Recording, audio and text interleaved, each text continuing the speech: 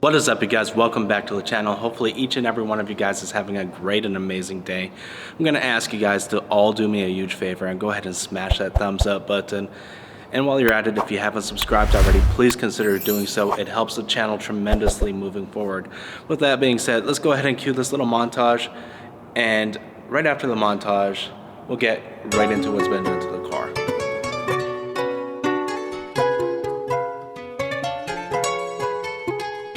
Yeah, you know, I'm feeling myself right now. It's a new year. We about to do this. Let's go. I feel like the king of my city. Tony Montana. Whole lot of bands I gotta spend. I might go cop me a mansion. I feel like the king of my city. Tony Montana. I'm feeling godly. They wanna stop me. They tryna hold me for ransom.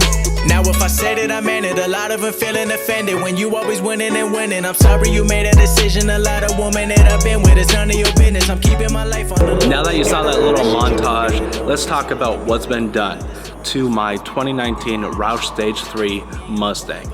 7 months ago, I took my car to a local shop here in Fresno, California called VA Performance. I paid him upfront for the parts, trusting him that he would get everything done, and it turns out he'd been telling me a lie this entire time.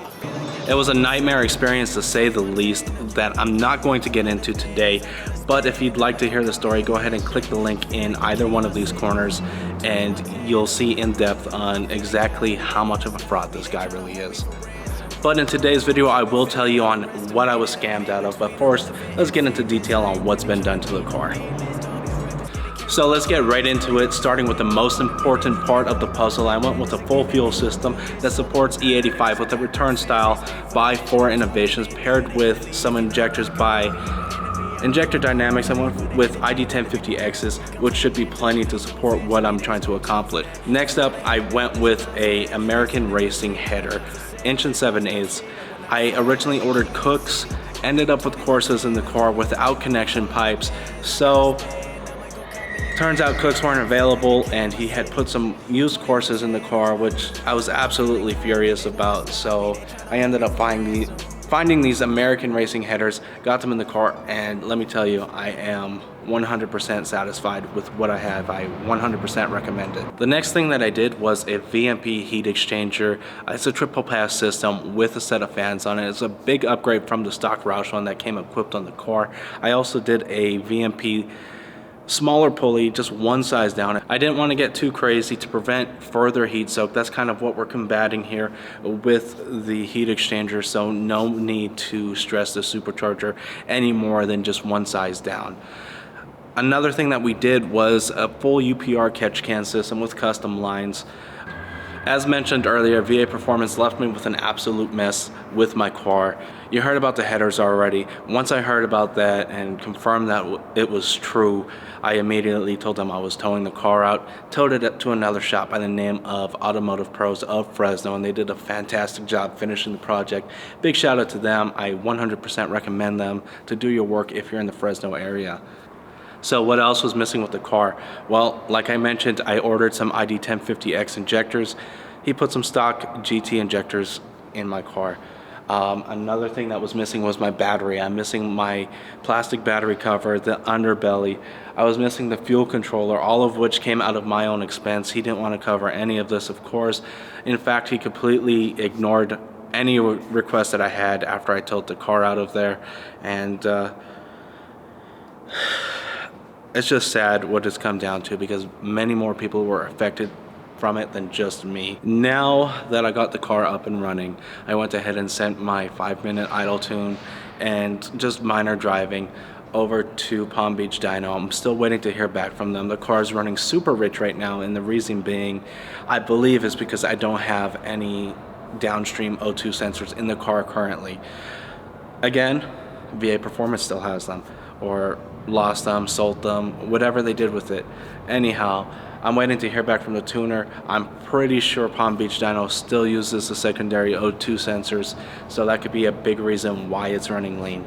Other than that, the car seems solid. There's no fuel leaks, and it's been an absolute blast to drive. Not that I've gotten on it, but after 7 months that I haven't had my car, just to be able to sit in it felt like a dream come true.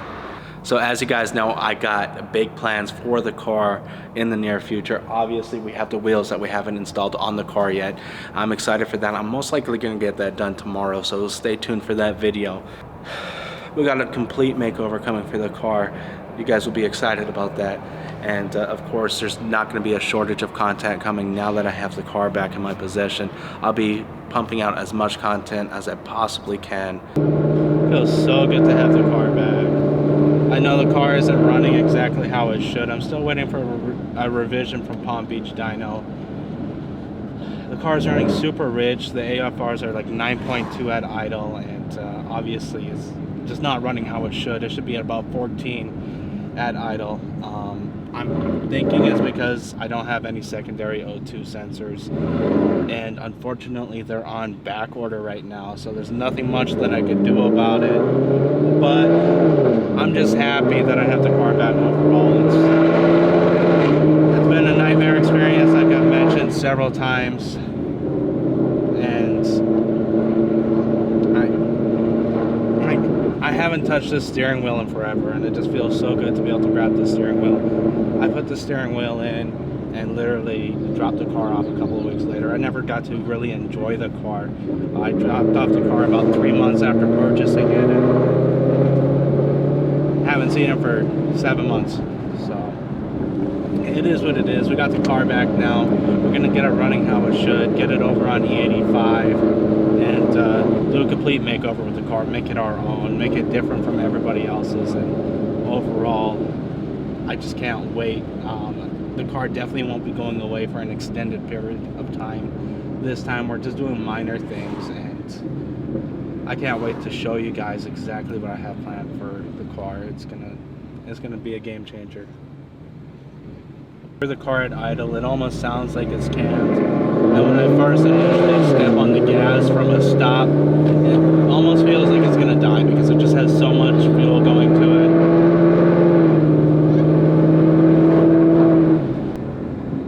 But it still sounds so good. I'm 100% satisfied with the ARH headers, and I'm kind of glad I didn't get the Cooks ones. With that being said, guys, hopefully you enjoyed today's video. If you have, go ahead and smash that thumbs up button. Drop a comment in the comment section below. And of course, guys, if you're new to the channel and you haven't subscribed already, what are you waiting for? Let's go.